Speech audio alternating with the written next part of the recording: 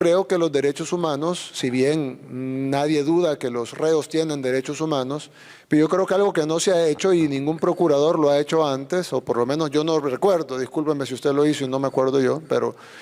no han defendido los derechos humanos de la gente honrada.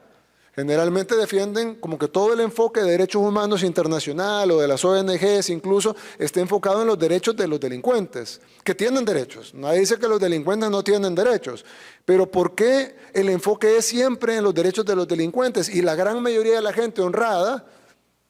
nadie le importan sus derechos. En este país pasamos 30 años siendo acribillados, asesinados, renteados, violados, extorsionados, amenazados, y viviendo en zozobra y nadie dijo nada, pero de repente agarran a los que matan, a los que rentean, a los que violan y de repente hay que ver los derechos humanos de ellos. Sí, tendrán derechos humanos, pero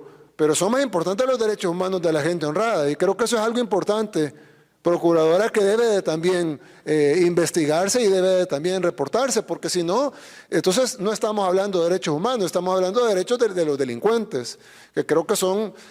dos cosas distintas. Derechos humanos son todos y los derechos y las personas que no tienen sus derechos restringidos son las personas honradas, porque los otros tienen derechos humanos pero tienen derechos restringidos. Por ejemplo, no tienen derecho al voto, no tienen derecho a la actividad económica, no tienen derecho a la libertad.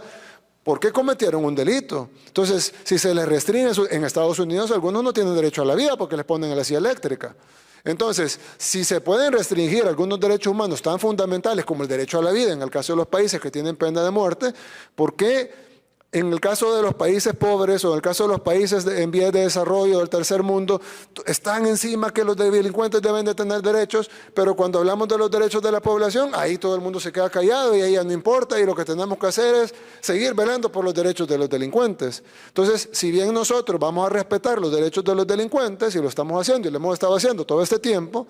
pero nuestra prioridad va a ser los derechos de la población honrada, que son los que no tienen sus derechos restringidos porque no cometieron delito.